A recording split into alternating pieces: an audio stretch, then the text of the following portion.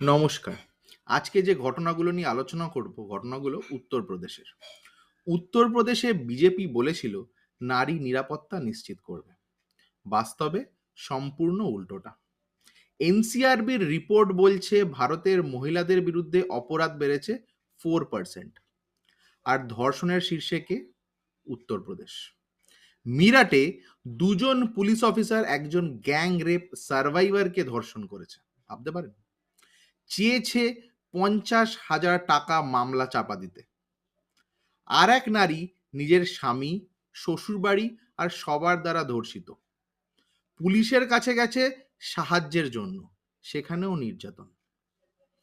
যারা রক্ষা করার কথা তারাই আজ অত্যাচারী, যারা রক্ষক হওয়ার কথা তারাই আজ ভক্ষক। এটা শুধু সংখ্যা নয়, এটা মানুষের জীবন ভাঙছে।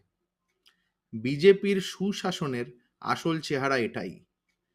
আজ সত্যি বলার সময়, প্রতিবাদ করার সময়। সবাই মিলে একসাথে প্রতিবাদ করুন। নমস্কার, ভালো থাকবেন।